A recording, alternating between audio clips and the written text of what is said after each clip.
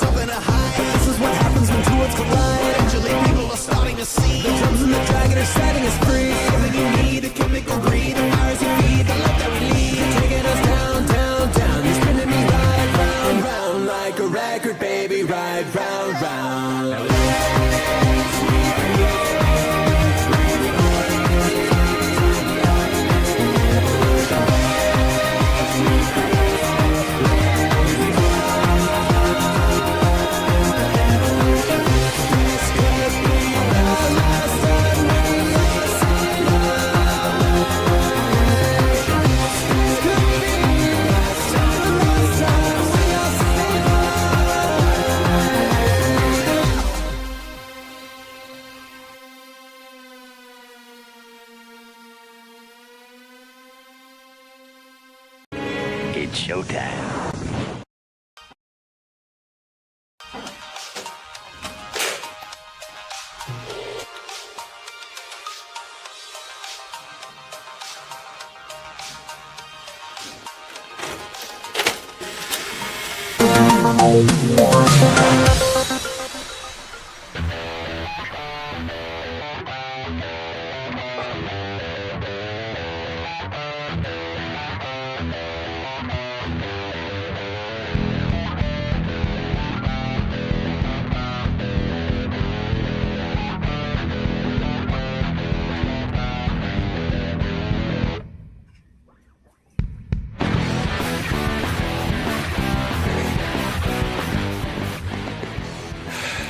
What is up? What is up? What is up? This is the Salty and Savage Show. Welcome. I am Savage. Notice we're missing Salty. Salty had like a last minute thing happen and he couldn't make the show. Like maybe he'll make it later, but I think he's not going to make the show tonight. So most likely people aren't going to watch because Salty's not here, and that's unfortunate. But that's fine. I'm here and you're here. And the comment section is here. The chat. I'm here for the chat, guys. That's really what I'm here for, because I have nothing better to do than to chat with you on a Friday night and hang out. You know. So cracking a brewski. There's I'll have one of these. Some fresh Iowa water. This is It's going to be a Busch Light. But we also got a treat tonight because I got a new whiskey. So we're going to be trying a new whiskey tonight. I'm hoping at some point I'll be joined by a guest. We'll see. Oh, man. Just that delectable num Iowa water.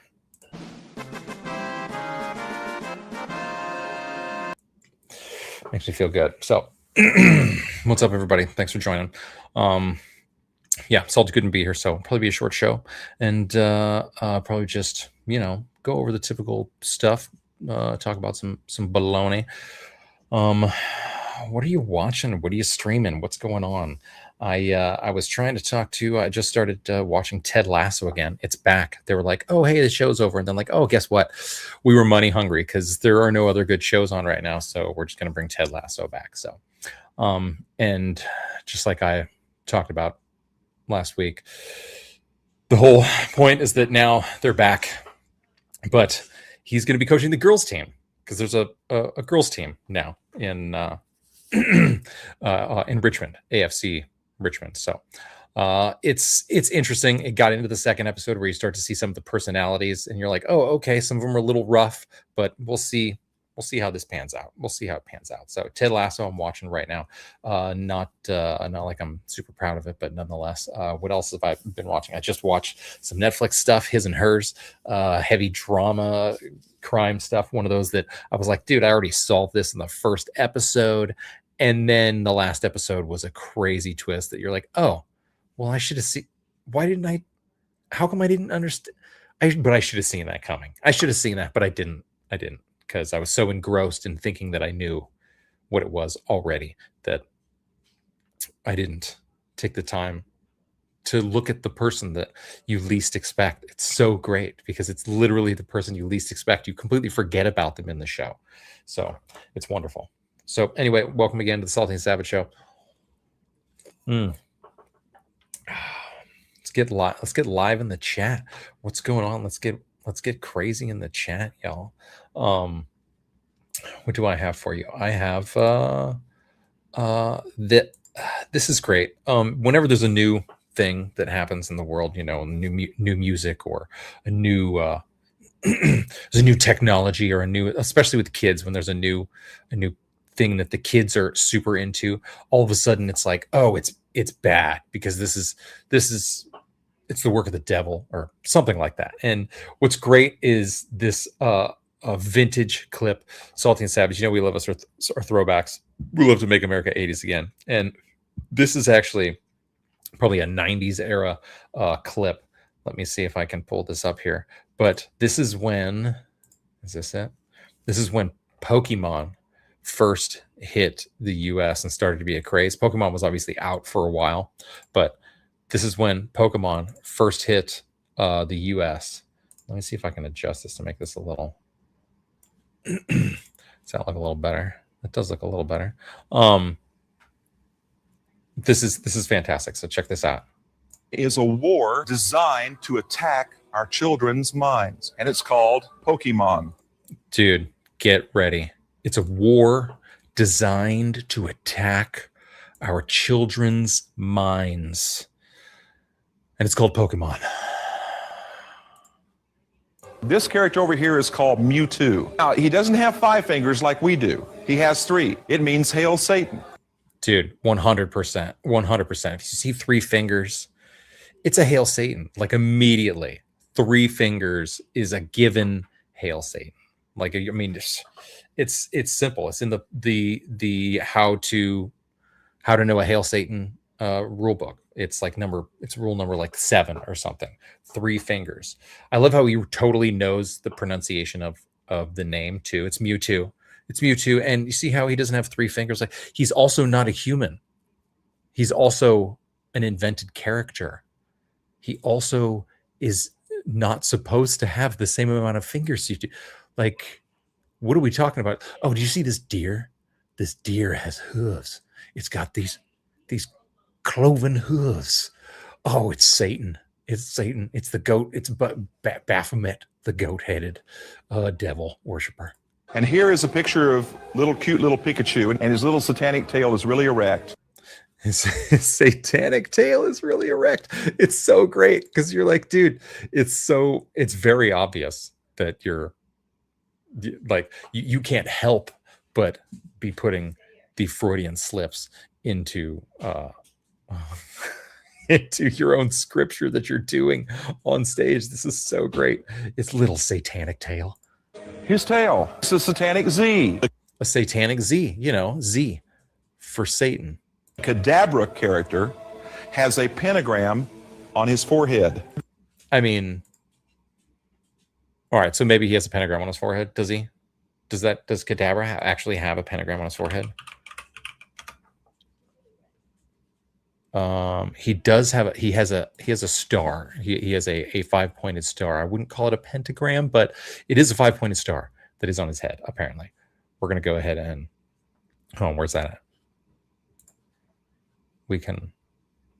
You can see he's got what appears to be a star on his head. I wouldn't call it a pentagram. It doesn't feel very devilly to me, but yeah, let's continue. This is Misty. That's a halter top. And she's got short shorts on. Oh, first of all, Misty coming in with the halter top and the short shorts. I like how he knows what a halter top is. This guy, he's a super hip stage manager for whatever he's presenting. She's headstrong and stubborn, typical woman. Just kidding. And oh man, I wish Salty was here to see that. He would have.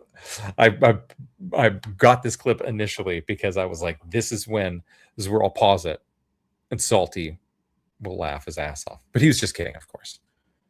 The guy, he was just kidding. He didn't mean to say that. here's Brock, and Brock is by far the most hormonal. Oh, what kind of role model would that be? And then there are two He's hormonal, is he? Oh, what kind of role model would that be? characters, and one's called Jesse, and the other one's called James. They're also prone to cross-dressing. Oh, dear. If you catch them all, you become a Pokemon master. I think I already know where he's going with this. Because there's only one master. If you're the master of something, you don't need mom, you don't need dad, and you probably don't even need a church. A funny thing happened when this movie, Pokemon, was actually first released. Flashing lights triggered seizures in hundreds of Japanese children. Is that by coincidence? Or did something happen that they can't explain? It's amazing that your child can tell you every Pokemon in existence. Yes. But they can't quote you scripture. Yeah, but scripture doesn't have, 3 different evolution cycles or whatever the heck it is. And you can't collect them all with your iPhone. And ladies, God says that you're to raise your children in the ways of the Lord, not in the ways of these Pokemon. It will wreck family life. It's that 100%. And just to be clear, this happened. I don't remember when this happened. This is obviously sometime in the 90s. But as you can see to this day, to his word, Pokemon has wrecked family life. Family life is nothing like what it used to be. It's ridiculous, and it's because of the Pokemon. Yeah, what's up? We got some action in the chat. Finally, oh my gosh. Hey, what's up, guys? Salty Papa's always down. Fantastic to see you. Frost, where you at? Dude, the tails are erect. It's just the worst. It's the worst. So I just came across that, and that was going to be very funny. And Salty was going to be here, and we were going to react together, but instead it's just me all by my lonesome, hanging out, just reacting here with the chat and the 2 people who decided to show up. Thanks, guys, appreciate it. All right, well, let's get rid of this junk. All right, we'll stop sharing that. And what other baloney do I have going on aside from Cadabra having a pentagram? Oh, this is great. So AI just doesn't stop. And as we were just saying, the nostalgia is hard with this show. And I was a big fan of Growing Pains growing up. I love me. Mike Seaver, what are you doing out so late? Mike Seaver. That's my Alan Thicke impression. Isn't it any good?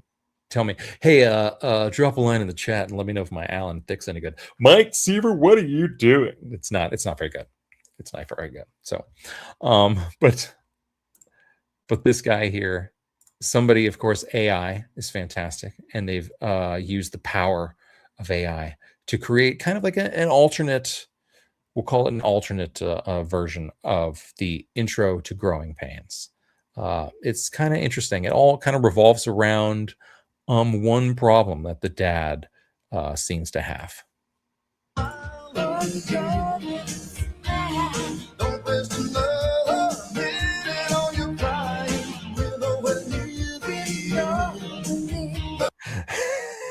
Has anybody guessed the theme yet?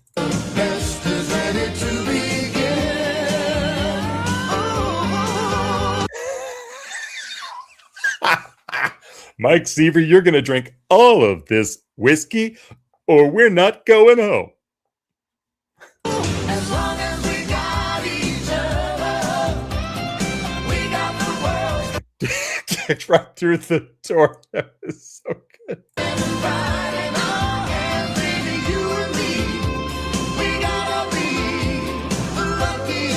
Oh my God, please.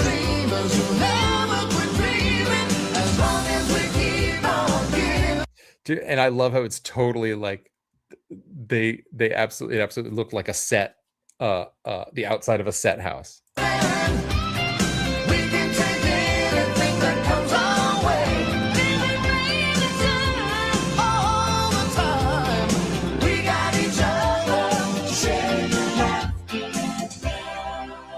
Oh yeah, so good. God, I love when I love when an AI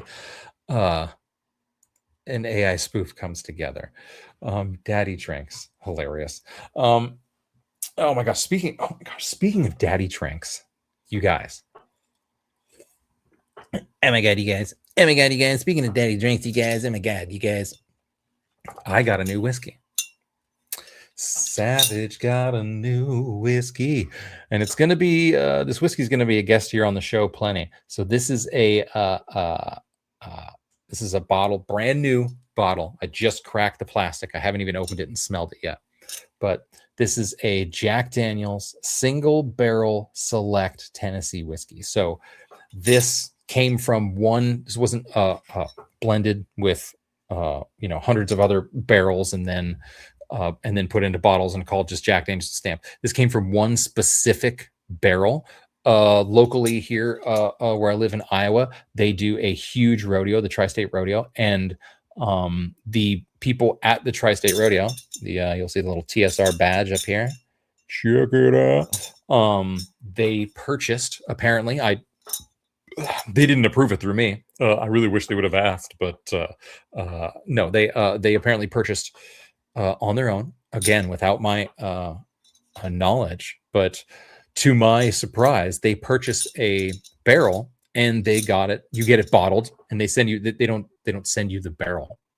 Unfortunately, that would be super cool if they just sent you an actual barrel of whiskey.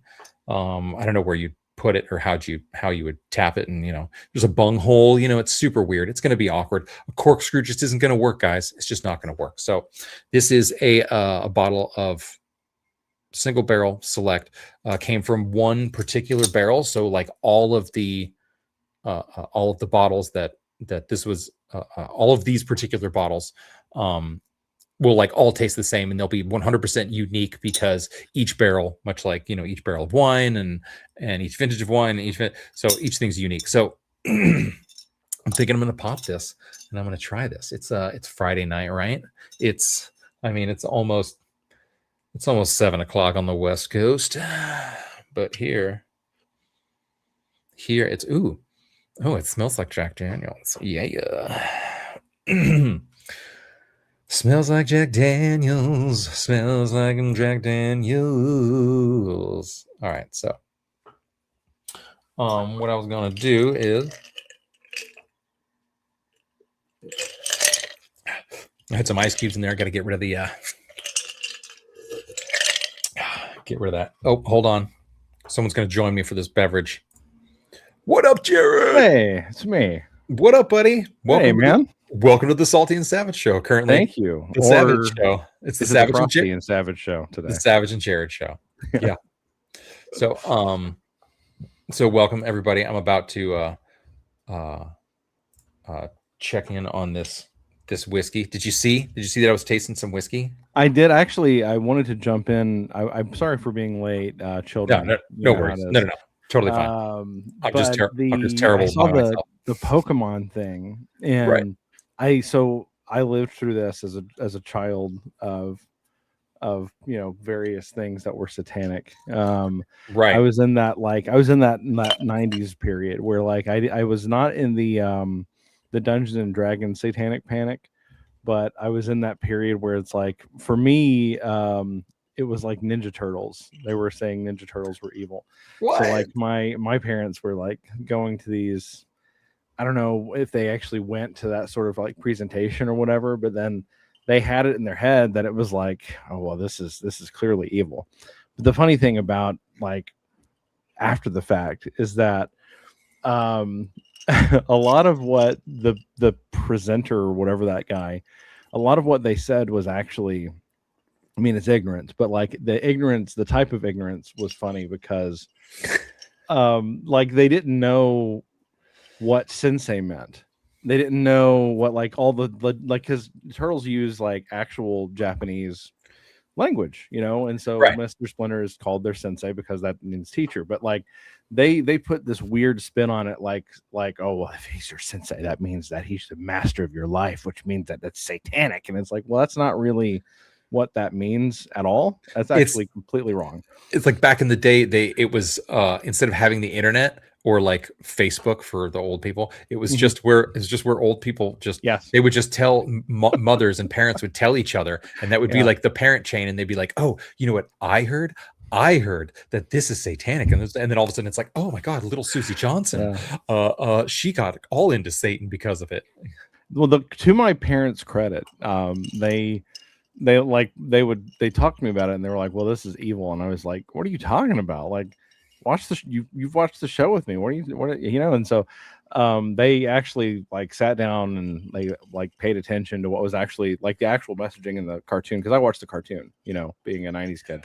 So I watched the cartoon, and the cartoon is like, it's 90s 80s hokey action morality cartoon. It's a lot of quick action. It's some goofy a bunch of goofy one-liners, and really, and there's always a what seems like a moral to the story or a good message at the end. Exactly. He-Man was just the one show, or He-Man and G.I. Joe were like the two shows that were like, hey, in case you didn't get it, you thick-headed numbskulls, this was what the message was this week. You weren't paying attention at all. Pork chop sandwiches.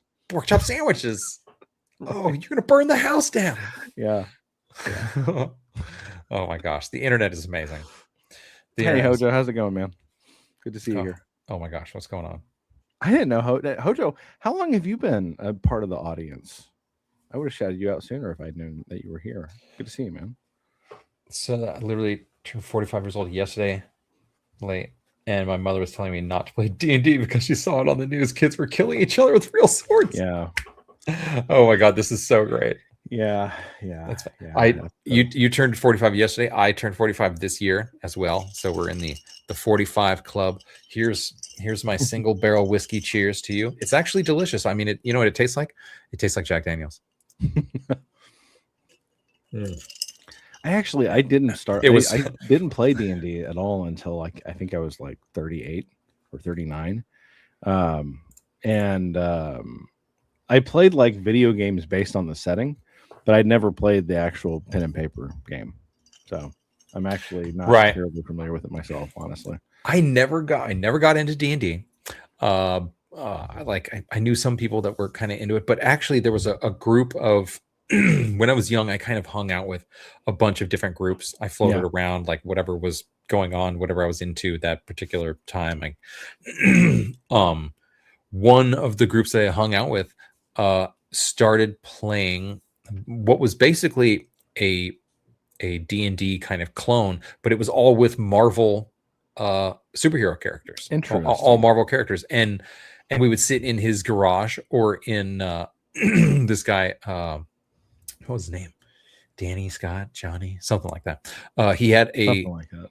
yeah, he had a cool garage that was like, nice and cold in the it was like underground. It was kind of like a basement garage that was nice and cool in the summertime. And we would sit in there.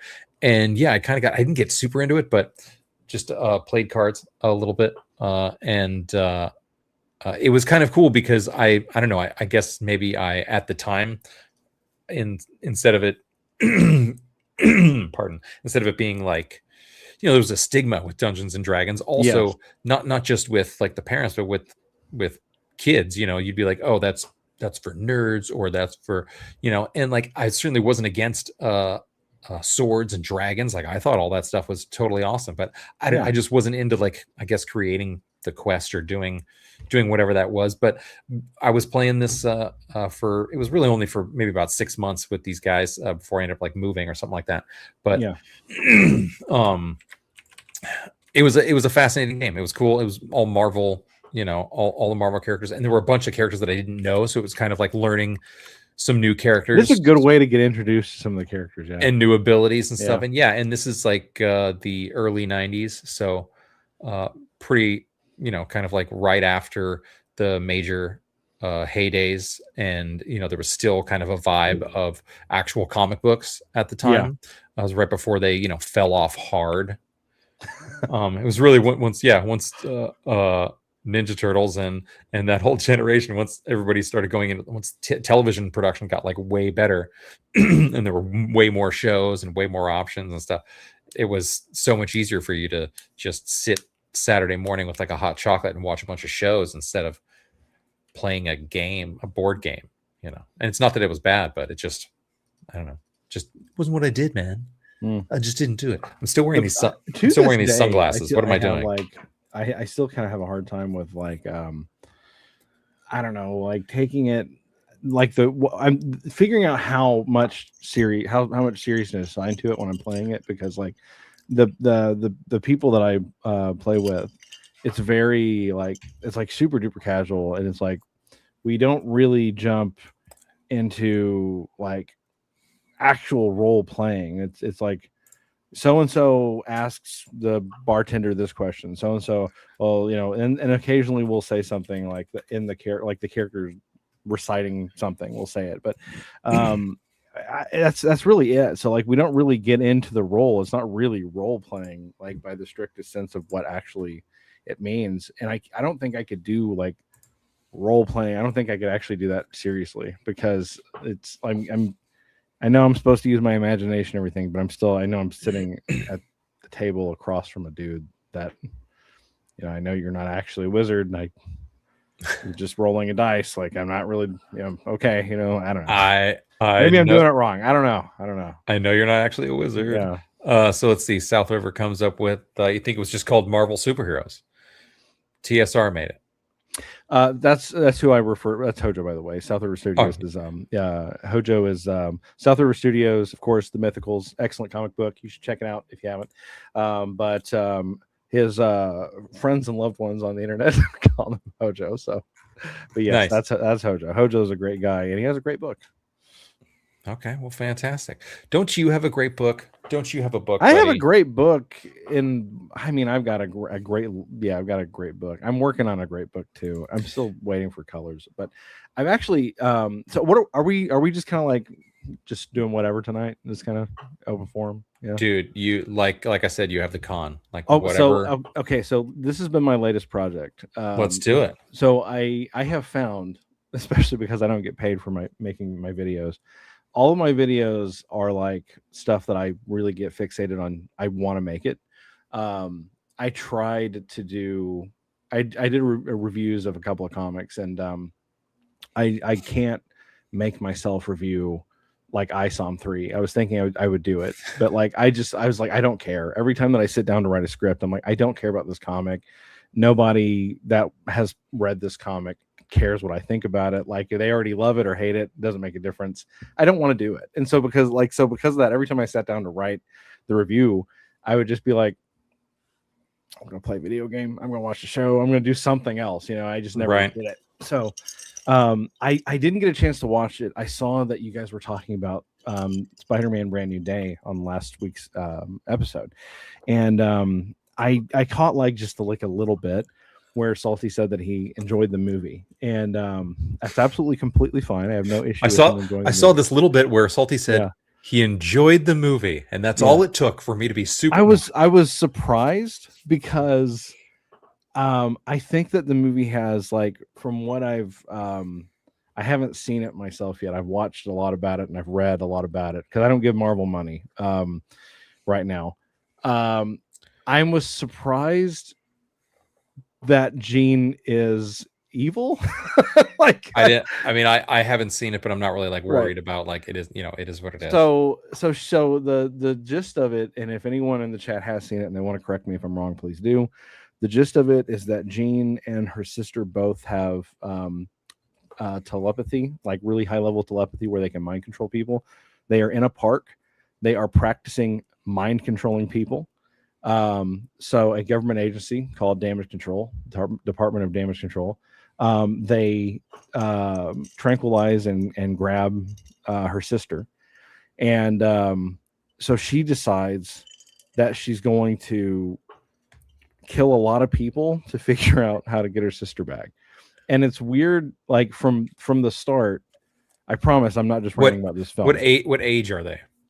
They're I think they're it's implied that they're late teens or early 20s. Okay. Still figuring it out. It's strange because I'm in and out. Sorry, my mic is. No, they're still figuring it out. Oh yeah, the Peter was, I think she's like Sadie Sink, the actress, is 24, I think. And so I think that they're trying to kind of keep Jean around the same age.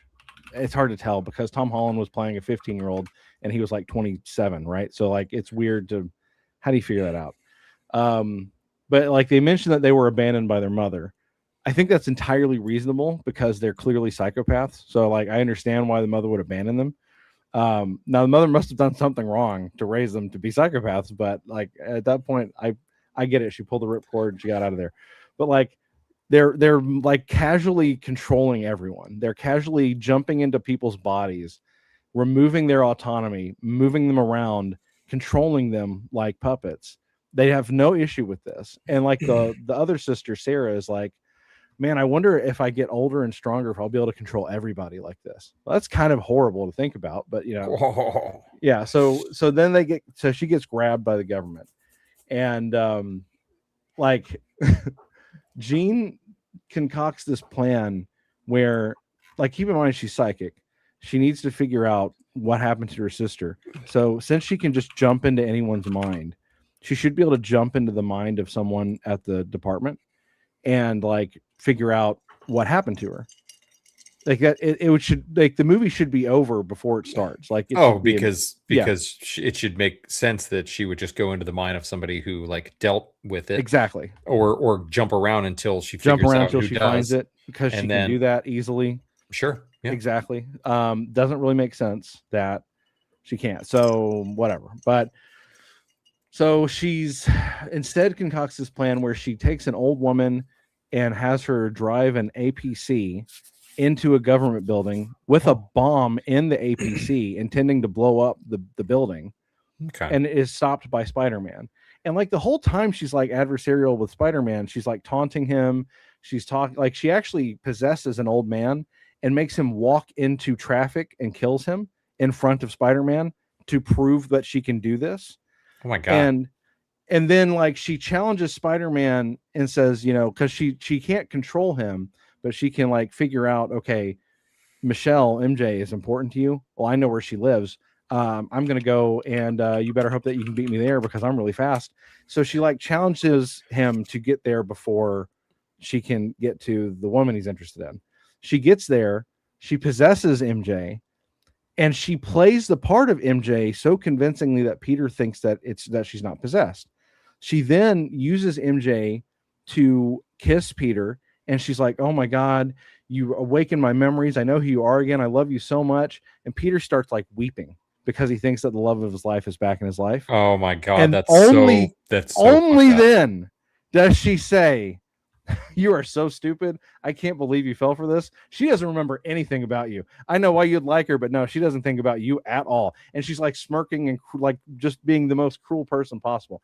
Peter is like furiously angry and like is like threatening her. It's like, get out of her. So she takes Michelle, MJ. She takes her. She's still possessing her. She jumps out a window. And as she does, she smirks at Peter. And then as MJ is falling to her death, she leaves MJ's body. So she wakes up falling to her death. Yeah. And Spider-Man has to save her. So she's like she's unquestionably evil. She's stupid and evil. It's a bad combination, because if she was smart, she could just possess like anyone in the building and figure out what happened to her sister. But instead, she's like unnecessarily cruel and like cartoonishly evil. And like and that's fine if she's evil, she's evil. Like, but the part that shocked me was like the film, through both the film itself and through the actions of Spider-Man and then the Punisher of all people, they frame her as if she is a misunderstood victim. And that shocked me, because I thought, how do you get here where you actually like you show her killing people, trying to kill other people? Like, that's attempted homicide. Later on, she does. Did you ever see Logan, the film Logan? Yeah. Okay. Do you remember the psychic attacks that Professor X would have, where everyone would be paralyzed and unable to move? Yes. She does that to the island of Manhattan. And it shows that when she does that, it causes car crashes. It causes everything because everything keeps going except the people can't move. So if you're driving a car, you're paralyzed, you're just crash your car. Yeah. So all these people they're absolutely dying. Like, she causes probably thousands of injuries or deaths because it's Manhattan. You cannot just stop everyone from reacting. Also, this is a movie, folks. Just remember. Yes. Yeah. But as far as I know, the implication. As far as I know, there's no actual psychic attack in Manhattan right now that I know of. But the implication. Right. Go on. So I was just shocked like that they decided to portray this character as like sympathetic. And I thought, okay, I know what my next video is going to be. Like, I really want to dig into this. I want to go through like the MCU, like all of it. And I want to figure out, okay, where did the ethics actually fall off? Because if you where did it start? Because it didn't start with Jean, and it didn't start with like Wanda and Multiverse of Madness. It started somewhere before that. I'm sure that there's things that Professor X has done over the years that were questionable. Obviously Magneto, let's see what they were controlling him when he did that stuff. Let's see. Yeah, at what point was there a hero that definitively did something bad? Yeah, and so far everybody was like, this is fine. I just got to WandaVision, and I like, so far from my research, I'll call it, I guess, I've been able to like there are cracks that I would say cracks in the writing, and this is the other thing that's difficult. Oh geez, there's a lot of cracks in the writing. Well, it's that's the thing. It's hard to determine, is this an ethical failure or is it just stupid writing where they don't even realize that it was like an ethical failure. Like there's a part in the Black Widow movie where Natasha's like, her sister says, why didn't you free me from the Red Room, or why didn't you come stop the Red Room or whatever? And Natasha's like, well, the Red Room doesn't exist anymore. I killed what's his name, so therefore it doesn't exist anymore. Like the logic, right? I have to either assume that Natasha is just so stupid she doesn't realize that killing the head of an organization doesn't get rid of the organization, or she's just ethically negligent. And so which is that? It could easily be just terrible dialogue. like Yeah, I the think the you're probably writing of right. the dialogue, because they fill a lot of holes. They try to these movies, they have all of this story and all of this information that they want to get in. And as we all know, sometimes they shoot extra scenes that fill information gaps that end up getting cut and get on the cutting room floor. But there are also times when they straight up, and TV is crucial at this, especially when there's like a guest star on the show. But movies, the first thing they do is to provide you with as much information as they can in a piece of dialogue that seems like it's just being thrown away, like giving information about like, Yeah. oh, this guy's your brother and he just showed up from New York. Yeah. Like you get all that info, but the sometimes the providing, wait, what were we talking about? Hold on, where was I going with that? Is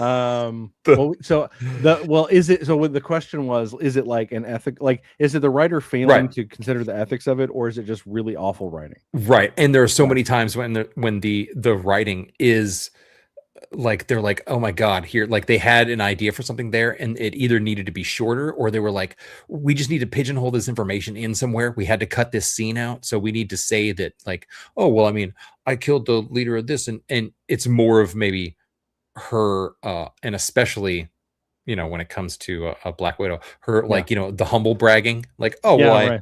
oh, well, I mean, I killed that guy. He's gonna, because Yeah. that's kind of like her part of her character is like being such a badass and being, you know, and acting like, oh, hey, whatever, like, oh, That's no big deal. it's almost like bad. she's part of like the Legolas, Aragorn, and Gimli thing, where they're always like that one doesn't count, you know, like that one counts as mine, you know. Yeah. That's There's I've gotten way more Hydra leaders than you have. Oh, not really. Yeah. Yeah. Oh, Yeah. I mean, I took out the leader of the organization. It's like, it doesn't remove the organization. They still exist. though. Hydra still exists after you kill the one guy. Their whole thing is, you know, cut off one head and two more takes its place. Yeah. After all, so yeah, Yeah. that's kind of their thing. Yeah, it's so. Yeah, I don't know. I think that where it started is it's not ethically. Black Panther's confusing, but the issue is like Black Panther's message is ultimately like that you shouldn't be isolationist as a nation. Like that's what they come away with in the end, where T'Challa is like, well, we have to open Wakanda up, and we're going to start the outreach centers and all this stuff, and that's like the message that's what the message that they say. But then if you watch the film, that's not the messaging that's actually in the film, because Wakanda, they make a point to talk about how Wakanda avoided slavery, they avoided colonialism, they avoided resources being stripped and taken from them. Everything that they have done for secrecy has worked. And the only interactions that they've had with the outside world have been negative, because Claw stole vibranium and he killed citizens of theirs. So there's no actual evidence to support that they need to stop being isolationist. It's actually everything that they show is like they need to be isolationist. It has benefited them. It's good for them. But like why I call it a writing crack is because they wanted the messaging to be what it was. So they made that the end and they wrote backwards from it instead of like actually reaching a natural conclusion. Right. And there's like little, like in Captain Marvel, there's a little moment like that where everyone made a big deal out of like the guy that tells her to smile. But the issue isn't like that a dude tells her to smile. The issue is that she shouldn't have like context for that, because at that point in the film, she's an alien. So when a guy comes up to her and says, you should smile, she should have no comprehension of like why that would be sexism or why that would be anything. She should say, why? What does that mean? I'm not from Earth. I don't understand any of this. But like they wanted to have like a you go girl moment. So they wrote that in and then they filled it in backwards. And that's why it's disjointed. So like there's little cracks that start showing up, but they don't really get bad until like Endgame. They're aware of one where if you've seen Endgame, they do the time heist to get all the stones. They have Hulk go to get the time stone. And the Ancient One says, no, I'm not going to give you my stone because if something happens to you, then I don't have my stone. And Hulk acknowledges that, but he basically says, yeah, but we're going to win and then we'll bring it back. But that's like, you know, we'll get you back. It's fine. Yeah, we'll just bring it back when we're done. It's just a loner. But that doesn't really work. Number one, that's the only stone where any universe actually gets to object. They just steal them from everywhere else. And number Well, two, well, the one stone. I mean, you're not really stealing. He had to sacrifice what's her name. that's to get true. it. That's a good point. That's fair. He stole someone's life to get it, but Yes. So it's funny because like it acknowledges the problem, but then it just kind of hand waves it. They offer an explanation, at least. It's just not very good. But then like I think from everything I've seen, I think the cliff is actually Spider-Man Far From Home, ironically, given Brand New Day, because they have Edith. Tony Stark, before he died, created Edith. Even dead, I'm the hero. And Edith is actually Project Insight from the Winter Soldier, where it tracks everyone on the planet, and you can deploy a drone to kill anybody on the planet anytime that you want to. oh, And nice. he puts that in glasses that he gives to Peter Parker. And like in Edith as a system is horrifically abusive. There is absolutely no regulation or control on it. It can violate the privacy of every single person on the planet. It can get their phone, their messages, their pictures. It can see everything without their consent. And then you can deploy a drone autonomously on the planet to kill anybody that you want to. And that's not seen as like horrifically unethical. I mean, it's flock cameras, guys. It's flock cameras. like flock cameras on crack flying around 24/7. Drone, super high tech, futuristic drone flock cameras. Yes, it's a flock of flocks. Flock satellites. Yeah, and everything. He's got the entire flock thing. XM. Again, it's a movie. But the way they write it, the fact that but I mean, that might also, when we talk about, and this is like, I like how it's like as if we talk about this all the time. You know, when we discuss Iron Man's strengths and weaknesses, when you talk about Iron Man and his technology, obviously the fact that his technology was dangerous was like the whole initial platform, especially in the films. They were like, look, your tech is super dangerous and it can get to the hands of anybody. And he then realized that.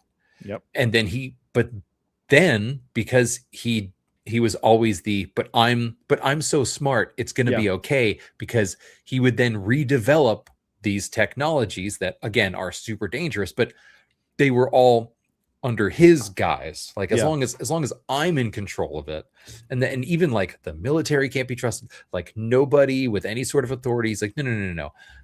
I'm the one that has the moral compass here. Yeah. I'm the one that's super smart. I decide, whether or not this can be. And the thing is that the standard military has nothing.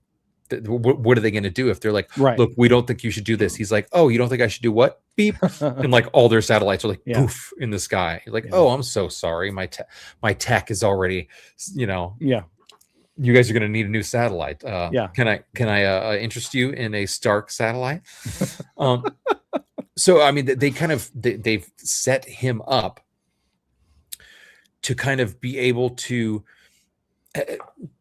much like they are preparing to do now, if he veered slightly, Iron Man could easily be a villain with his brilliance and technology. And it's just a matter of what's going to be cool about Doomsday is finding out what alternate universe and what action was it that happened that caused this particular version of Tony Stark to go, I'm sorry, what? And veer and do his tech. And I'm speaking as a low grade Marvel fan. Sure. Not super heavy. We're probably on the same footing right now. Not super heavy into like what the lore of what actually happened in the comic books or anything like that. I don't, it's not like Thor versus Hulk versus Thor or whatever, that it was so obvious that they were pulling, directly from a comic book that you were like, oh, okay, that's awesome that it brought this comic to life. Like that was really like, I think that they're going to really try. They're investing a lot of money because this has got to be like the last big Marvel film of this, era. They need it to be like Endgame. Yeah, they need it to be like that. So it's it's gonna feel massive, and I think they're gonna need a huge but kind of obvious, just a simple little thing where it's just like, oh, this is what happened in this universe that caused this Tony Stark to be like, I'm sorry, what? That's not how this is gonna work. You know, the death of someone, or there was a theory that I was reading that was kind of interesting. I was talking with Salty about it last week, about the possibility that when they're doing the time heist in the universe where they end up in the lobby and are trying to get the briefcase away from Tony Stark, and they go in, Ant-Man has to go in and give him like a little heart attack. It's like, well, what's to stop that Tony Stark from immediately like going find out what caused that heart attack? And they were like, well, a small little person was inside of you, and this blah, blah. And he's like, I'm sorry, what? And then he figures out that, you know, the Tony Stark and a bunch of other Avengers from another time, or another universe, another universe, they kind whatever, another universe is the cause of his, you know, because that's going to veer his timeline off now. He now has a completely new timeline because he didn't have a heart attack in his original timeline. So what if that causes him to try to figure out what the heck happened? And he realizes that the Avengers from this alternate universe sacrificed every other universe to be able to make theirs better and to save the people that they wanted to save in their universe. And so then he gets super upset and decides to. Now, immediately Salty was like, it's not going to be that good, bro. It's not going to be that good. It's going to be way more simple. But at the same time, probably. At the same time, it would be cool. It would be so easy. It's just everybody loved Iron Man. Like, he was such like the playboy superhero, and he was fun. And with the Robert Downey Jr. Attitude and swagger, I mean, come on, it was like there was no way that movie was going to fail. It was so good. But you know, at this point, it was, you know, we've loved him for so long, and he sacrificed so much, and he was so good, but it's so easy to see how he could easily have skewed at any one of those points where he decided to be like, no, I'm the smart one. No, I'm the one who has the power now. Look, I'm the captain now. Look at me. Yeah. I'm the captain now. So I think that's really been, like, you talk about Robert Downey Jr.'s contribution to that entire universe. Like, it was really built on him. Like the first 20 or whatever films were really, it was really his story, even when he wasn't directly involved in it. Going from Iron Man, you know, Iron Man to Endgame are bookended by I Am Iron Man. And like, I think the biggest failing, like, don't get me wrong, like, the writing has been atrocious. I'm not going to, like, it's been bad, but like, you can look at the success of Brand New Day, and you can see that atrocious writing has not held this film back at all. It's done very well financially. They're really good. Like, there's something about these Spider-Man films. There's something about Spider-Man. There's something about the nature of these films that, like, even when they're not great, people are like, yeah, I'm going to go see it again, though. Like, it was fun. It was fun to watch. It really is. So it's really fun. And it's a matter, I think it's a combination of, like, just the fun factor, and the characters are really likable characters. They really like Tom Holland Spider-Man. People really like Spider-Man in general. And I think that the big reason why, at least in my opinion, that you haven't seen the success of the MCU come back is because, like, no one has replaced Robert Downey Jr. No one has replaced Chris Evans. Like, the characters are, and like the actors that brought those characters to life, they're both just like gone. And there's no replacement for Robert Downey Jr. They haven't found anyone yet that's really been able to, like, be the guy. I mean, like, man, I want to see what happens to so and so. People freaking love Chris Evans. He's so good at it, but also he's not. He doesn't have, like, he's so good in so many ways, and he has a different charisma. But there's just something about Robert Downey Jr. and it's so difficult. It's like Deadpool, like Ryan Reynolds. Like, who the could possibly take over after Ryan Reynolds did it. Right. It's Yeah. like, Literally. I'm who? sorry. Yeah. Who could possibly do this now? Like, this is the character. Yeah. It's the same issue. Like, how do you replace Wolverine? Right. Who could possibly play Wolverine? And there are people who could do it. Yeah. There are people who could, but it just doesn't feel possible. It doesn't feel it's possible. like, well, you have to figure out, like, how do you get the fans to accept it? You know what I mean? Like, because, like, if you think about, like, it doesn't matter. Like, apparently there were a lot of executives who were really impressed by Jared Leto as Joker, but the fans never bought it.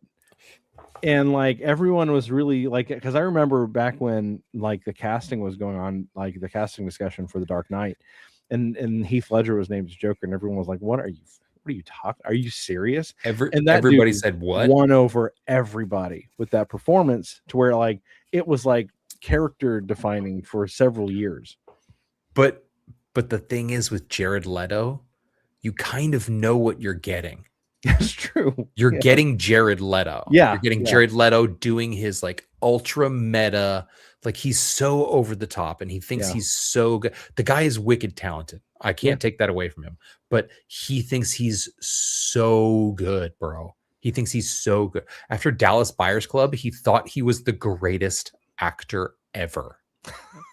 He thought he was, he just like, oh man, let me just, I just put a few words together, and then he pulls out this speech that sounds like he and a professional like political speech writer like put it together over the last 6 weeks. It was like, geez, bro.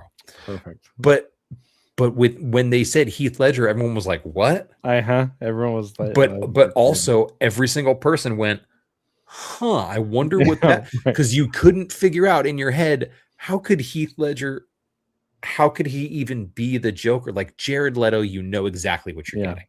You 100%. And people, I think people kind of just are over his over the topness. He has moments and he has great times, but I think he, at one time, he would have been a good choice. But I think now, with a couple of different flavors of Joker out there, he kind of really falls by the wayside. Like, I think he thought he was going to be like number 3 on the Joker scale. He's like, there's going to be Jack Nicholson and Heath, me and Heath, we're going to be like right there. Right. Yeah. And it's like, that's not at all how that list works, buddy. That's not at all how that list works. No, but it's not. But it's that's tough, you know. It's so what do you do? Where do you go? You could do, I think you'd have to, if you're gonna do a new Iron Man, you absolutely have to start with a younger, handsome Tony Stark. The guy's got to be like in his 20s. Yeah. Because we were introduced to Tony Stark as this older playboy. Yeah. It would be totally easy and acceptable for the right actor to be dropped into, and you're not going to call it young Iron Man, but you could call it, you know, Tony Stark, or you could call it, you know, I don't know. There's lots of ways that they could do it. It just kind of depends on, like, what do they want to do? Because, like, I always thought, like, if they're going to continue the current, like, timeline as it is, I thought that, I know this is crazy, but, like, I always thought if you're keeping everything the same, like, this is the same universe, everything's continuing, Tony Stark sacrificed himself. I thought we should, like, give it to Morgan, his daughter, but like, part of me, like, I love Spider-Girl, and, like, part of the thing I love about Spider-Girl is that she's the daughter of Peter Parker. So, like, I was thinking, you know, when I was, like, game planning out, like, how do you fix this? How do you salvage it? Like, I think people want to see a connection to Stark that's, like, an actual connection, like, actually, you know, his something that's actually his. And you can't really do that with. It's not going to be Gwyneth Paltrow. Well, yeah, you can't really. I mean, yeah, she could be like when she's in between, you know, selling, like, vaginal eggs. When she's in between gooping, yeah. That chick is ridiculous. But she's hey, insane. She's making money. Yes. But no, I thought, like, Morgan Stark, like, it's not a comic book thing, But at this point, they're so off the rails as far as adherence to the comics. Like, so what? What's another thing that's not sticking to the comics, right? So have Morgan be like This is the cinematic universe now. Yeah, like exactly. Nobody's tying it in unless there's homages. Yeah. So to make it Morgan Stark, have her be like the like that's the thing. Have her be like the upstart, and she has to be mentored by somebody from the old guard. Maybe it's Falcon / Captain America. Maybe it's Bruce Banner. Maybe whoever. I don't know. But like she's like cocksure. She's definitely her dad's daughter. She has her own suit that's based on his, and it's even better. But like she hasn't learned the lessons from like living life and like going through the hard times like Tony did. And you could like get people to get behind that. I would think. And then they would like have like, hey, this is Tony Stark's daughter. This is like she's the I love you 3000 girl. She's the girl from like, you know, everyone would like have something to hold on to again. So I felt like that could have been something they could have done. There would be the kernel that you need to the kernel of hope, exactly that little right, exactly kernel right. from the next thing to the next for you to be like, okay, Yeah, nope, this is fine. No matter like what they've done, but like you're like, nope, that kernel's there. I got it. That's all I needed.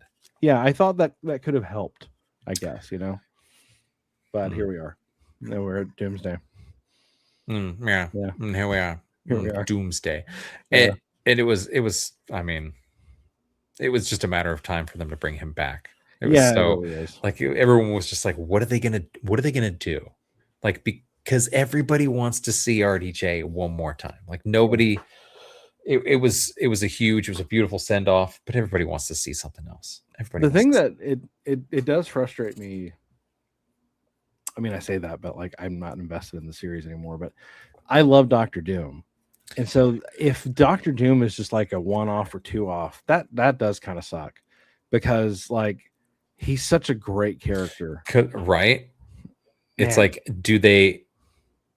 I mean, I guess he should be in a whole phase or two where he is a villain and a hero back and forth. He's helping you, but what's his agenda? Like that should take up 2 phases at least, where Doctor Doom is like the Thanos in the background, or you the don't Stark know that's in the background where you don't know it, because he's very much like that. They did a really good storyline in a cartoon adaptation a few years ago in Earth's Mightiest Heroes, where they had Doom kidnapped Susan Storm because he was the first person to detect that she was a Skrull, and nobody else on the planet like was aware that the Skrulls were invading. And Doctor Doom, meanwhile, is like he's preparing for the invasion. And so he's like, when the invasion happens, Doctor Doom helps everybody because he's already prepared for it, because he's like, this planet is mine to conquer. The Skrulls can't have it. You know, like, so he's helping you because he's the one that wants to be the one who, you know what I mean? Like, it's just good stuff like that would be helping you help me. Yeah, exactly. Me. Yeah. Robert Downey is Iron Man. It is. He is. I mean, it's you can't get around it. Like we're sitting here discussing it. Like, what are they going to do? And it's like you can't. Yeah. That's what I'm saying. It's like they're going to have to do an early Tony Stark where he's not quite Iron Man. Yeah. Or they're gonna. I don't know. They're going to have to digitally. They'll just have to do. They'll just have to do like high end animation, and he can just keep doing the VO for it. And then they'll just pay him VO money. Yeah, he just that's it. Just make him like have like put him just put him in the suit. Person. He's always in the suit. Job is just being a stand-in, and then AI is face over it, and that's it. And he does the actual VO, so you're not faking his VO. Exactly. So I know. Just cashes checks. It's criminal. Everybody wins except everybody. Everybody wins except everybody who cares about art. Everyone who cares about art at all in any way, shape, or form. Yeah. Okay. About acting? No. Speaking about art. Yes. Talking about art. Yeah. What do you got? What's your latest? Are we still? So what's going? I'm still waiting on colors. What's going on Frost? Yeah, for issue 0. So so the current project, for anybody who has I guess paying attention to this, all two people who have tuned into the show. Thank you. All two. Thank you both. So both of you. So the current project is called Super Old Guy number 0. So great. Super Old Guy. Super Old Guy. So Super Old Guy was inspired by a comic that came out in the 60s from Charlton Press that was Charlton Premiere Presents, I think. And it was like he was one of several heroes that were in a story where they were fighting a villain called Sinistro, the boy villain, the boy genius villain. And the boy fiend was his name. And like the story was mostly about Sinistro. And Blue Beetle, who is a DC character now, and Super Guy and Peacemaker, DC character, they were fighting against Sinistro. And like that was it. That was the only appearance of Super Guy ever. And back when I was in 2022, I was working on a project called Out of Obscurity that was a public domain rejuvenation, where you took a character from the public domain and you made a little short story for the anthology. And I took Super Guy as an inspiration, and I created Super Old Guy, because my thought was he was like, let's say he's in his 30s, in the 60s. And let's, instead of doing a sliding timeline, let's just say he's now 85 years old. And so he's an 85-year-old superhero who still wears his costume. Timeline's not exact, but let's just say he's 85. It's just like 80, 85, somewhere in there. I did a little math to figure out, okay, when was he born? But he's in his 80s. That's fine. And like, I thought, what's something like that would be like funny, where he's like a superhero, but it's completely mundane. So the story I wrote in 2022 was that he was going to the grocery store early because it's senior citizens discount day, and he wants to save money. First Sunday of the month. Exactly. And of course it gets robbed. And so he's just trying to shop, because that's when you're going to rob the store. That's Sunday absolutely morning. when you rob. Absolutely. That's that number one time I actually researched it. So he stops the robbers, and it's just like he's Mr. Magoo stopping them. Like he's accidentally, like, because he's so strong, he moves a pallet out of the way and it like smushes one of them. It's just goofy stuff like this. And oh my God, I'm so sorry. And then because it's like O.J. Simpson's character in The Naked Gun, but like in a positive way. Right? Yeah, exactly. So I named it Super Guy 4, even though it doesn't make sense. The Quest for Peas. Because it's the Quest for Peace, the worst Superman movie, right? And so, dude, that's rough. Yeah. So, but I had a lot of fun writing it, and then I thought that there's really two things that I could do with it. Like I can do like little gags like that, where it's like a little contained story. But then I thought, I feel like I could do something with like a bigger like world that's connected, because I took a lot of inspiration from stuff like The Tick, Venture Brothers, One Punch Man, classic superheroes, and I wanted to do something that was like a loving parody of superheroes, and in a way that takes itself like the world is completely serious, but everything that happens in it is kind of a joke, really. And so I wrote another story, which is a 9-page story to go with it, and I'm putting them into a companion book with a bunch of other content, like it's got gag strips, artwork. I actually have fan art for Super Guy, which is crazy. So this isn't like a regular story. This is like a series of small stories and various. So it's a collection of 2 small stories that kicks off. It's like a proof of concept ash can. So it's like I have titles for them. Actually, I wonder if I can pull it up here to show you. Let's see if I can. But there's one of the titles is or I guess the title of the story, like, so there's 2 logos. I'll see if I can pull it up here. Hang on. Let me open it up. Let's see if we can pull that up. Hey Jamie, pull that up for us. Let me pull it up. Yeah. All right, here we go. If you let's see. Is it plus? It's the plus sign, right? Yeah, share screen. Okay. You're the plus sign. All right, how do I do this again? Is this a video call? Hold on. Yeah. Do I hold my neck back? Wait, far. All right, is this sharing? Is that sharing? There we go. Okay. Let me zoom in a little bit here. All right, so this is the credits page for one of them. And so whoa. So it's called Super Old Guy, and this one is black and white haired. And this is like the not serious, but this is like the action adventure comic. And then the gag one, I was calling it Old and Gold. And that one. Let me hear that sharing. There we go. So Old and Gold, same thing. It's but this one is like more colorful and like vibrant. And so like I'm trying to capture two different feelings with like the different stories, and they're in the same book, and they're going to be part of a like a combination flip book. So you can read it and then flip it and then read it again. Like through both of the stories are kind of combined together. Let me see. Chat, shout out if you can still hear me or if I got dropped. Because I think I lost Savage, but I could also be just getting disconnected. I'm going to continue on as if I am still connected. So the idea was to show everyone who checks out the book what type of stories I could do, and both types of like the goofy kind of gag style, and then the more action heavy style, and to show both of them off. And the idea behind it was, what will people like more? What would they be more interested in? Are they more curious about this or that? Because like I think that there's like genuinely, thanks Salty Papa, I think there's genuinely like really good stuff for either, but I don't know if people would really want to read one more than the other. And so if one resonates with people who check it out more, then I'll take the feedback into consideration. And if people like this but they want it tweaked a little bit, I'll take that into consideration too. So it's got kind of everything together. It's got the original concept art that we did for Out of Obscurity. It's got the fan art that I've got in there.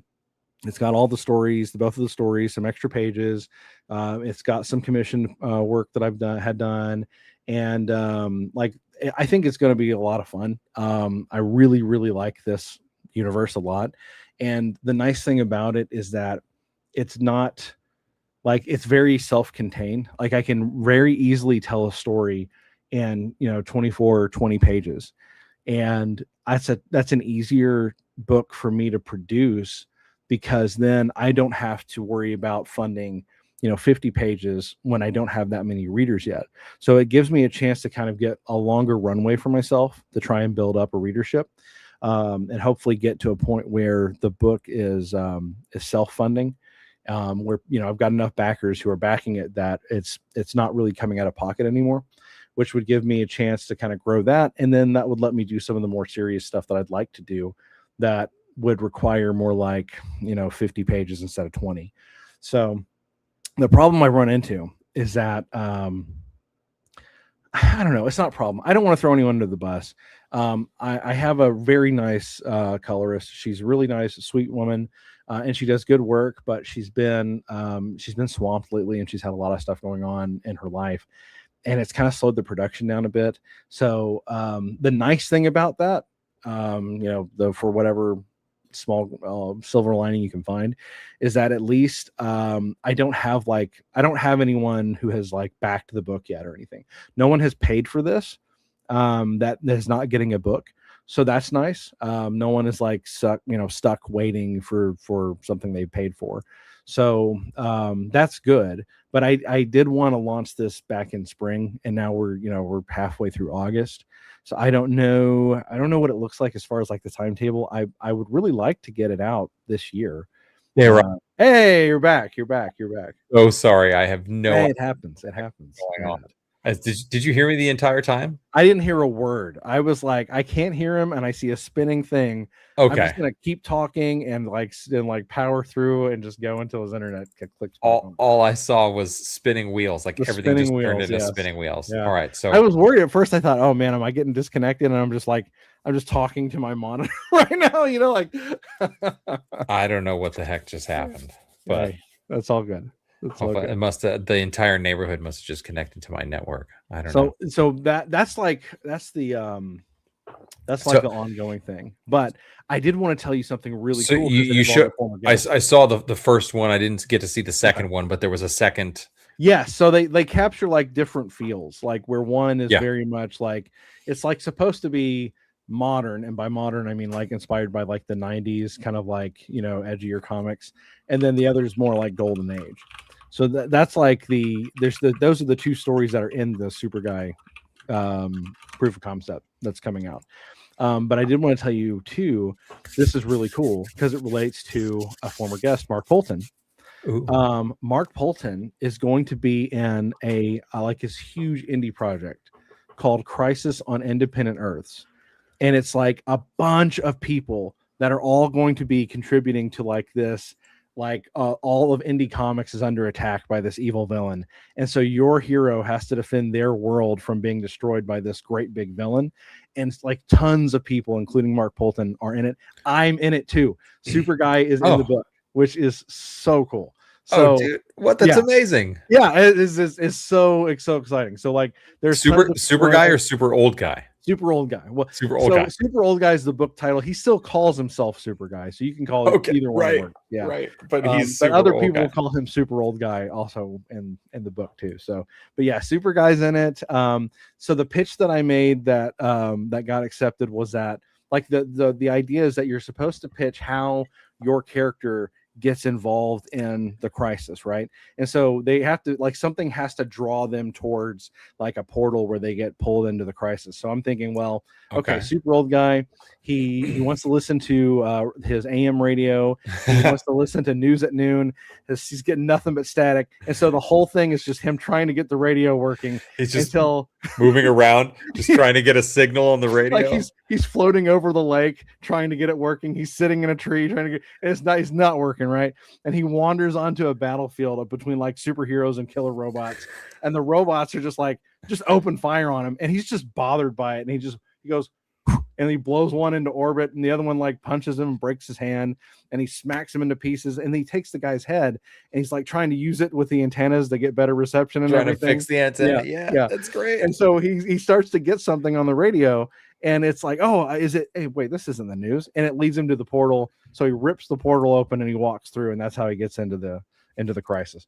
So that's it's going to be a lot of fun. So Mark's in it, and I'm in it. David Brink, Chuck Dixon's in it, Joe Bennett's in it, like so many people. It's going to be huge. That is really fun, like a solid comic crossover.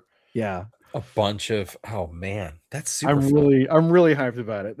So I'm trying. I know my artist can do it in time, so I was like, I got to find the colorist that can get done. So I'm talking to colorists now, like, okay, if we have art in October, can we have a January deadline? Is that doable?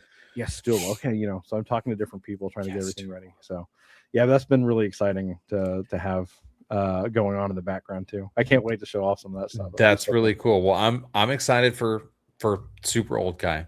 Thank you. That's great. I'm super excited. Also, I'm personally excited to see the trailer coming. I can't wait, dude. I can't wait. Does it sound all right?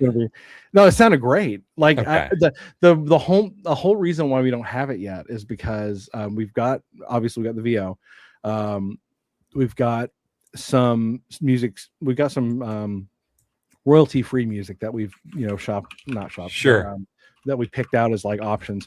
So the only thing we just need the colored pages, because we have to have the colored pages so that we can animate and show everything that's happening. Because I wrote the VO that you did. I wrote it with specific panels in mind for when you say certain things. Right. It's supposed to cut to specific panels, and if they're not colored, then the trailer will be diminished. So that's where I'm kind of stuck right now, unfortunately. Okay. And there's a lot of I'm really just kind of spinning my wheels, what do I do? Because on the one hand, I believe in the book, I really do. I believe it's great. I believe it's wonderful and funny. And I really hope that I find an audience with it. But at the same time, I also know, just because I think it's good, or even if it is good, it could be objectively great and it could still fail. There's no guarantee that I'll be successful with it. So. There's unbelievable art and stories that go unheard and unread and unseen every day. 100% true. Tragically, 100% true. But I'm super excited. I love the character, and just from reading some of the lines in the trailer, it is so funny. It was great because it was one of those that I did kind of like a quick read through of it, and as I'm reading through it, I'm not just reading through it like it's a book. I'm reading through it in my head as if I'm talking it. Yeah.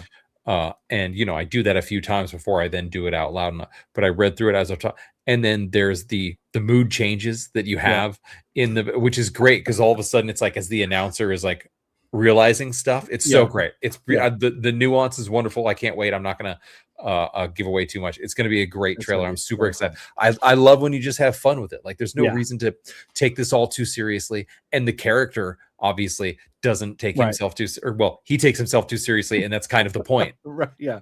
So he still takes himself very seriously. Exactly. In a world that has passed him by. Yeah. Exactly. Yeah. Exactly. And the crazy thing was like I really, man, it after I like kind of shifted gears to like say, okay, I need to focus on this because it's more financially feasible. Because one of the things I mentioned while you were fighting your internet there was like, I can produce a book that's like 20 to 24 pages a lot more easily than a book that needs to be like 50 pages. And that's easier to get to a point where people are funding it too, That's part of the issue that the same people at Marvel have, that they're like, well, we wrote something that's 120 pages. Right. So there's all these little nuances. We're going to have to cut this to one line that you say, oh, hey, and then, but I killed the leader. We'll get an ADR. Yeah. Get it in ADR. Yeah. Yeah. So that was one of the things that I like. I that's one of the reasons why I pivoted. But then like my other book that I was working on for years, that needs to be larger. It's much more like serious. And I was trying to get everything right. Cause it's like a combination of everything. Like it's a combination of my beliefs on theology, on cosmology, on ethics, on all these different things.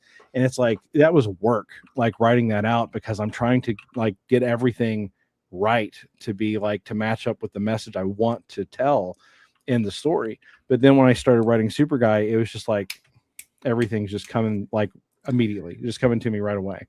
That's because it's just so much more relaxed and so much more fun, That's, and the thing is, and it may not even be that it may not even be because it's more relaxed. It's the character that makes sense to you, that just it just flows. And when you'll know, like when you read like like Michael Crichton, or if you see television shows, when all of a sudden every television show is written by the same guy, like the guy that did Yellowstone has done like 7 television shows in the last year.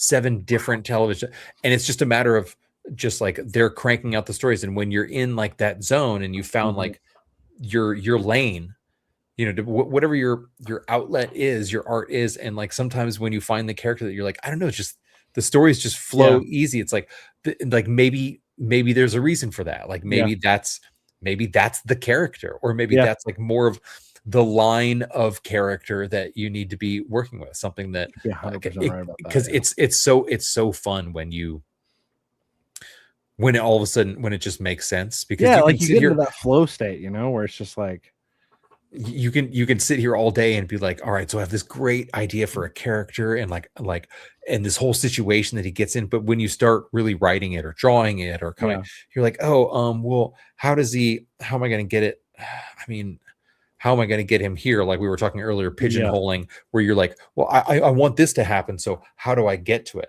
And it's like, if you don't have all of this, then this may not make sense if you just work, backwards. So sometimes, unless you're filming the movie Memento, where Memento, you're moving backwards the whole time. That's if you haven't seen the movie Memento, I have. Yeah. Wow. So I got that reference. I can't say that very often. Yeah.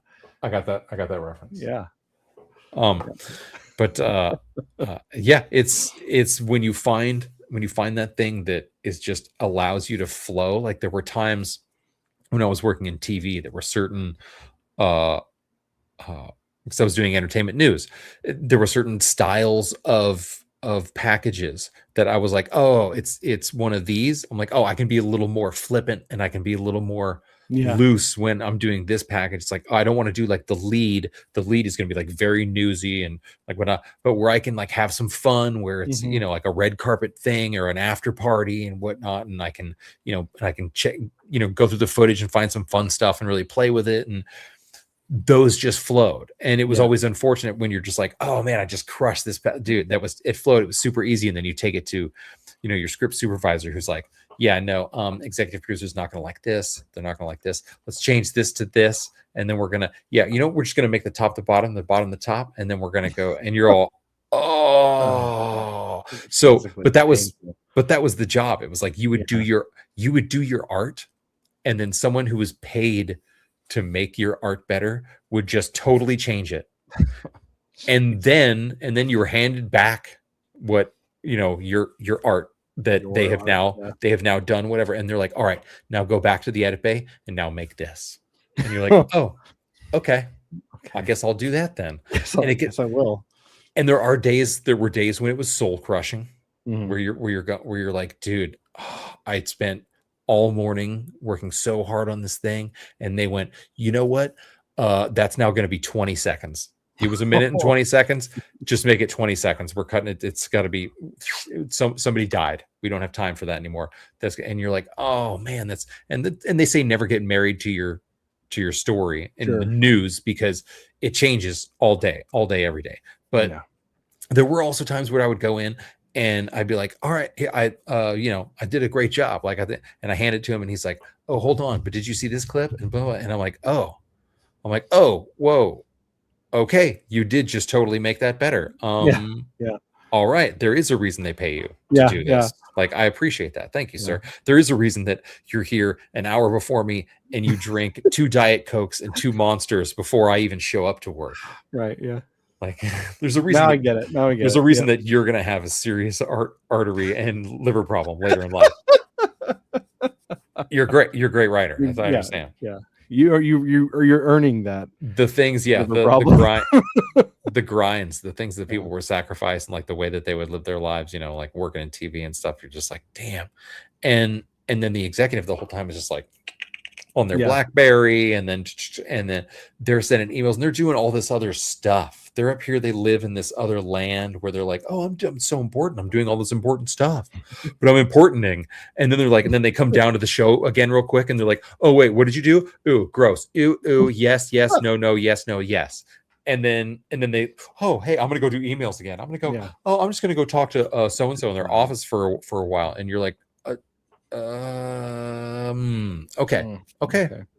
No, that's fine. That's why you pay me to be here. But it's, oh my God, it would be so painful sometimes. It's just absolutely painful. But there were times that you would work with someone, you go, oh my God, this guy he is a natural. He just totally took that moment and he flipped it, and it was great. I hate him normally, but he just did a great job. And that's just how it was. And you try to be as useful as possible, and do what you can. And in this instance, you're getting now to do your own art, which is not, like I was writing and like having fun, playing with words, like on a daily basis, like a fun little Nancy boy out in Los Angeles, playing with words on a typewriter. Today I was working at the day job that I have now, and I'm writing an email. And our emails are not normally long, but in this one I was responding to someone about something specific, and I was like, and this guy looked over and he was like, whoa, dude, like what? Like a machine gun over there on the keyboards. Like, oh my God. I was like, dude, I wrote television for over 15 years, bro. Like, I need to be able to type. So, whoa, okay. Actually have an impressive words per minute. Okay, it was so great. I loved it. It was so brilliant. I love that guy. Whoa, hold on. It was so fun. He didn't actually sound like that, but I love making it sound. I get the mechanical keyboard, and every once in a while I let it get a little too loud on streams, and I got the mechanical keyboard, and it was really a tactile thing for me. I got this way before I was on streams. I never intended for it to be involved in streaming whatsoever. Same. Yeah. It's like, I really love this keyboard. Like I bought like a very nice keyboard specifically, because I originally, my grandmother or my grandparents had a typewriter in their office, and I didn't really learn the QWERTY like super well, but I did have to type on a typewriter. Yeah, I'm weird. Like I type weird. And there's Fast just a tactile nature to it that I love it. And being able to tack. Yeah. And I don't know, it's really dumb. That's great. Yeah. I'm a child when it comes to my keyboard. That's okay. That's okay. Yeah. But anyway, thanks for watching, gang. Oh yeah. So you got your stuff is at frostcomics.com. Right now, sign up for the mailing list if you're not already on there. Once everything is getting ready for launch, it's going to be. I'm going to definitely do Fund My Comic. I might do Back Me Bro. It depends on where they are with that. Right now they're still in a lot of beta with like the bigger name people. If they open it up to smaller creators, then I'll probably do Fund My Comic and Back Me Bro for the issue 0. But right now, sign up on the mailing list or follow me on X. Or wherever, search for @Frost Comics or Frost_Comics on X, and you can follow me there. I'll update everybody once it's ready. But once it's ready, I'll go live, and hopefully, my goal is really just to do better than I did on my last one. I think I did 34 books sold, which I was really happy with. 34 books sold. A lot of people would be humiliated by that, but to me, it was really kind of a big victory lap because I originally gave it away as a free PDF. And there was enough people who were like, I really would like to physically own a copy of this if you would ever do a print run. And so it was really just like, sure, yeah, let's do it. So if I can do 35 for Super Old Guy 0, I'll consider that a victory. So I'm not, and I've heard a lot of discussion about it with Salty, but I'm not familiar. The Back Me Bro. Mm-hmm. This is something that has been created by somebody within kind of like your circle. Yes. Yeah. So there's there's a Kickstarter clone of sorts. Yeah. So there's the two big ones you probably know are Indiegogo and Kickstarter. And the issue with comic creators has always been there's varying degrees of censorship / cancellation that exist with some of the larger creators. Mike Barron, which I'm sure Salty's mentioned, Mike Barron actually collaborated in an editorial role with Salty on Silence Do Good. And Mike he's written Flash and Punisher and all sorts of stuff. But Mike Barron has been, he's not been allowed to use Indiegogo, I think. It was either Indiegogo or Kickstarter. So you can pick like Mike Barron, Shane Davis, Ethan Van Sciver. All these different people have been either throttled where their campaigns have not gotten traction, or they've been outright suspended / banned from the platform. John Malin, I believe, really was yes, yeah. John Malin is this this is because of what action? I think politics. Really? I know in with Malin, I don't know precisely what it was that got him, what it was that got him off of Kickstarter. I'm just curious if there's other artists who maybe aren't necessarily doing comic books, but are doing something else that's on Kickstarter or whatever it is, that because of their politics, they're experiencing the same thing. Because I've only heard about this in the comic book realm. Yeah. So I'm aware of two, and I'm trying to think of I can't remember. No need for exact names or whatever, but so I'm trying to remember the studio name. One, I remember I think they rebranded, and I can't remember if this is what they're called now or what they were called, but the name of the studio will tell you that they're a joke, they're a comedy thing. It was called Incel Riot Studios. Right. So So it's clearly it's not taking itself seriously, right? Oh my god, that's really funny. Incel Riot was they faced some level of deplatforming. There was another person that they had it was like a parody kids book. Free Incel Riot. Right, exactly. Yeah. Hashtag free Incel Riot. So, or just hashtag Incel Riot. No, seriously, it's free. Yeah. Right. So I know that there's been varying degrees of it, but with it was mostly from Kickstarter, from what I recall, with the people that are in the comic book industry. Indiegogo has been mostly accommodating, with a few exceptions. A few people have gotten canceled or whatever, banned, suspended from Indiegogo, but generally it's been more towards Kickstarter. But the issue is that Indiegogo has started making changes to their back end that have made it harder for the larger people to be successful with it.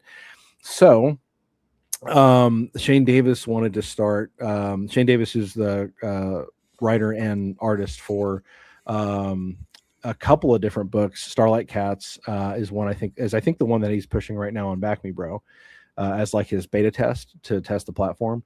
Sure. And he's done Isn't he like Cyber Frog or something? Cyber Frog is Ethan Van Sciver's. And he's also Shane Davis. Sorry. Right, but Cyber Frog's also doing a beta test launch on Back Me Bro as well. So they're kind of testing it out to see how the platform works, because they've been dissatisfied with some of the changes that Indiegogo has made. And so some people have used Fund My Comic, other people like Fund My Comic is excellent for speech. Like, it allows pretty much anyone on, as long as it's not illegal. Like, if it's not literally illegal content, they will let anybody have something on their platform. Okay. The issue has been that I would call Fund My Comic in the nicest way that I can. They're a little bit basic as far as like the levels of add-ons and stuff. So if you want to get a book and you want to add like a poster, you have to you can't just do it as an add-on. You have to do two different orders kind of. And it kind of works a little bit like a shopping cart, more so than like a traditional campaign fundraising campaign website. So that's been one of the issues that's kind of held them back, I think, from a lot of the people who do crowdfunding as like a primary source of income, from making it like their home source, which is, I think, is what motivated Davis to start Back Me Bro. But I think that once they get through, at least I believe that he was intending to open it up to the broader creator audience once they got through like the kinks by doing the beta testing. So he's beta testing his book, because then if something goes wrong, it's his. He knows how to fix it, and everything, like, it's on him, which makes sense. And then if he's got everything lined up and all the P's and Q's and everything, then I think he was intending it to open it up. And if he does that, I think it would be a good place to have Super Old Guy. So is it just a matter of server space, or just making sure that like the website is stable, like the platform is stable? Well, there's a lot of moving parts to it, because you have to imagine there's that, like, payment processing alone is a big component of it. And then there's multiple payment processors, then there's underwriting for each payment processor, and all these different things go into it. And then there's the shopping cart aspect of it, there's the payment processing aspect of it, and then there's the actual campaign creation aspect of it, where it's like you have to give someone a way to build their own little website. They have to build their campaign page, and so you have to have all these things kind of mesh together. And that, I think, figuring that out is probably why it would be tricky. I've not built a crowdfunding website, so I am only speculating, but that would be what I would expect to be the main concern with it. So I think that's what they're kind of testing out now, to see if what needs fixing, what is still an issue, what's working great, that kind of stuff. Just a classic kind of like beta launch. Well, one thing we currently know is live on Fund My Comic is Silence Do Good Volume 2. Yeah, that's right. We gotta. There's no way we're gonna have a show and not promote this. This is the moneymaker right here, folks. That's right. That's why we're here. This is why we're all here. We're up to 32 backers. Hey, it bumped up a bit, over $3,000 raised. That's awesome. That's huge. That's huge. That's awesome. Just a quick double check at the incredible cover variants. This is an Ethan Van Sciver variant. The Salty, and a special edition by Still Mysterious. Yeah, we don't know what artist, we don't know who's gonna do this. It's very secret, hush hush. But we don't know. But yeah, even I have no idea. But I'm very excited. But yeah, the artwork's fantastic. I love his use of colors, his the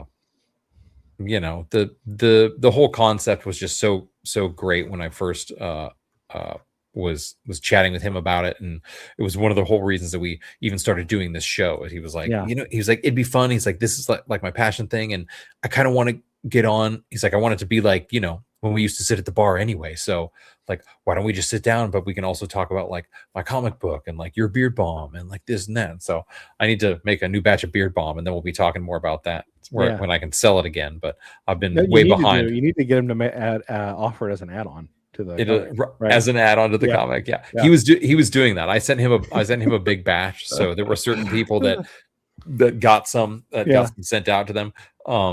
I know that you've purchased some before. Appreciate you, Jared. Thank you very much. It's I support my bros. It'll be back. Right? It'll be back. You'll be look that Turkey Robot Comics logo would be perfect right on the Beard Balm. It would be. It wouldn't be too bad. I already have a Larson Bros logo. Larson Bros like under like in there, and like it's a special limited edition. They're right. He could we'll have him design that. He'll he's like, give the turkey a beard. Give the turkey a beard. Yeah. That sounds like a good like either the name of a sketch on Saturday Night Live. Right. Or like doesn't it? It does. Or like the name of like a satirical book in written by a celebrity. Yeah, I don't know. But the Silence Do Good Volume 2 is live. It has been launched, and backers are backing, and it's looking good. And we have watched this trailer a bunch of times. We don't even really need to listen to the volume of it, but it's a super dope trailer. We appreciate this guy's art. I was telling him, he was like, "Did you actually?" It was great because he genuinely was like, Salty was like, "Did you actually read the comic?" And I was like, "Yeah, dude, I have like 6 versions of it." I'm like, yeah, I read the comic. Yeah. He was like, "Well, what did you think?" And I was like, "Oh, well," and so I genuinely, I was like, it's not like, I don't feel like I'm necessarily like, oh my God, like, so like invested like a big like novel one. I was like, but it is really entertaining, and your artwork is great. I love your artwork. Like it is. Did he or I ever tell you that like when I complimented it, I almost like sort of insulted him?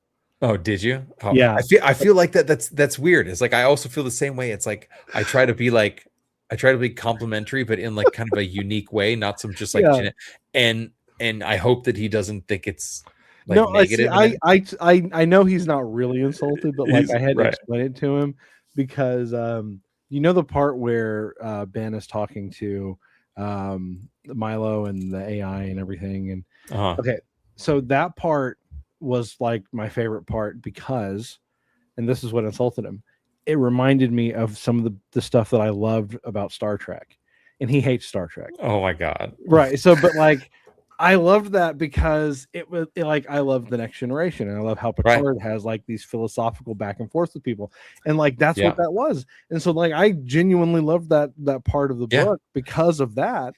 Yeah. So he's like, "Oh, I hate Star Trek," though. I'm like, "No, but for me, this was great. Yeah. I liked it for this reason." And I was trying to compliment his artistic style, because I really liked how there was a slight difference in the style, although the colors are all like quite vibrant. There's a slight difference in the style between being in the AI, in the whatchamacallit. God, now real world. Yeah.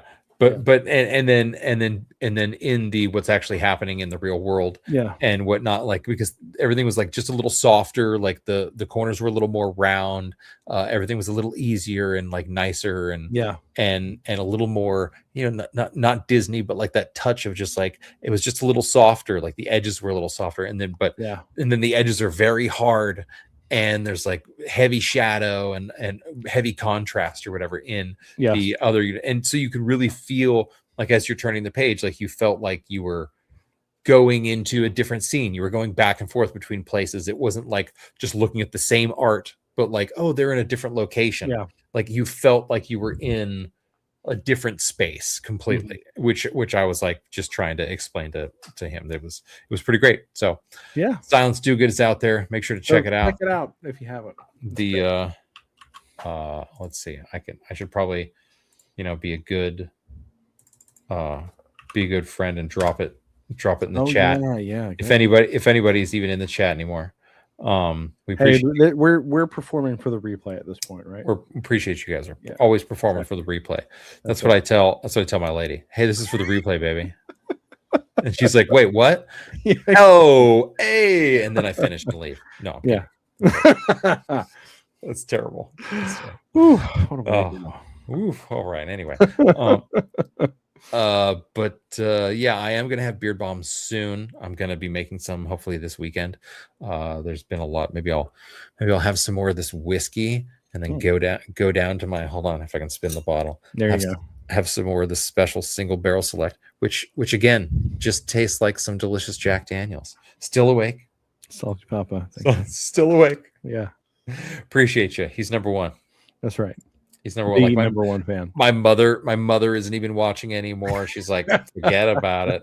You guys are nerds. Forget about it. Salty Papa's like, still here, still hanging, still hanging out. That's right. Yeah, I just wanted to get on. Salty couldn't make it tonight, but I just felt like getting on for just a little bit, even. And and I was really glad you could join me, Jared. Oh, happy to be here. I was like I said, I was going to try and make it anyway. So hey, the show must go on, right? And the show must go on. Yeah. If Salty would have did the show without me, I would be like, oh, would you do the show without me? What the heck? What the heck? It probably would have been more people probably would have watched than whatever just happened. There were a bunch of people I know that signed on and they're like, ugh, it's just Savage, maybe not. And like it spiked up to 20 and it just like slowly. Oh, maybe you never know. It's I'm lucky if it hit 20. We do have some good nights. Last Friday was incredible. Oh man, really? That's great. We did great last Friday, but that's I'm sure that there's another channel that's just like really killing it tonight. Some guys that are super based, that are way more based than me, that are super than this libtard Savage. This guy. Some guys that are super based are totally getting all the streams tonight, and they can thank me. They can thank me for it. But no, I really do. I appreciate you being here, man. I love sharing. I love sharing your comic book and your updates and your artwork and you know. Thanks for letting me ramble about ethics and Marvel movies. No, that's fun too, because I like to randomly talk about Marvel stuff too, and I don't you know, like I'm kind of a nerd, so like you know, like I don't mind like chatting about that stuff when I actually get a chance. Yeah, one of these days I'll actually get to go watch one of the movies. It's been so long. Right, like I just watched the new Superman movie. I just watched it. It's on my like soon. I will watch it soon. I want to do like this is a personal project. I have a list in my phone, a note, and it's my wife, and I put wife versus DCEU, and I want to see how far into each movie she gets before she's like, I hate it, turn it off. She made it an hour and a half into Man of Steel. And then she said, okay, I hate it, turn it off. I can't watch it anymore. So. Well, after Kevin Costner goes, you know, any woman would be like, you know what, this just isn't for me anymore. It's not working. Yeah. So is the dog okay? All right, maybe. But yeah, with the new one, you start off, there's a dog. Yeah. So, but you know what happens? As soon as the dog shows up, then the girl goes, oh my God, this dog isn't going to get hurt in this movie, is it? Like, at some point he's going to get hurt, but it's going to be okay. Really hard for him. It's a super dog. Yeah, like I imagine he's going to be. He's crypto. He's gonna. Yeah. They gave him the name of their like the dead world. The surname of like the world that. Their dead world and the thing that can hurt them. Yeah. You know, and then randomly like, oh, hey, his cousin shows up at the end or whatever. And it was, and I was like, wait, what? Yeah. It's okay, but it's fine. Fine.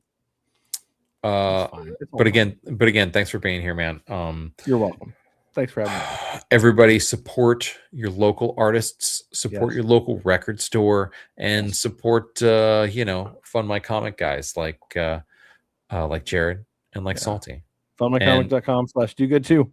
And when I have my Beard Balm again, if I ever get a chance to make some, I will make some again, and I will let you guys know, and you can buy it again. there's so many people that bought it, and I'm like, I don't have any more right now. I just have to like not have any. It's like not like I was making a ton of money, but like, you know, it's nice to know that people are enjoying it and I make a couple extra dollars. It's like, you know, it's just, we sell it in the store too, in my record store. It actually sells. Cool. Yeah, when we got a stack, when there's only like one there, nobody wants to buy it. But when there's a stack there, people are like, ooh, what's this? Ooh, this looks fun. But it's weird. It's almost like a reverse thing. Like sometimes people, when there's scarcity, people are like, oh, there's only one. Yeah. Oh, like when it comes to the records, they're like, oh, there's only one of these. Ooh, I want it. I want it. But when there's only one Beard Balm, they're like, maybe not for me. Yeah. Anyway, we'll send you some more Beard Balm soon, Jared. Appreciate you, dude. Thank you much. Thank you everybody for being here. This has been the Salty and Jared show or the Savage and Jared show. Sorry, I can't even. Because I'm saying the Frosty and Savage show because it maintains the Frosty and Savage. Okay, so I'm always second fiddle no matter what it is. No, unless you want to be savagey. No, I understand. I get what you did there. I get what you did. But thank you all very much. Appreciate you. We're gonna go with we're gonna drop you a quick Silence Do Good trailer because you know they're not bad. I appreciate them. All right. Absolutely. Later. Thanks everybody. Later.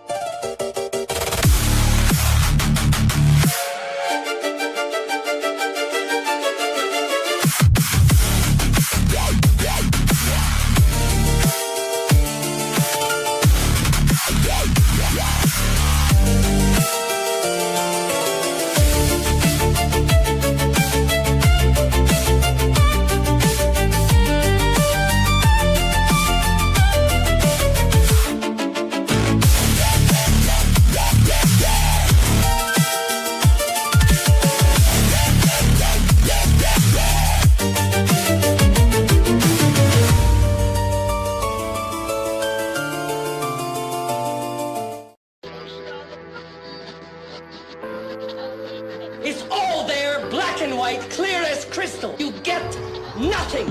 You lose. Good day, sir.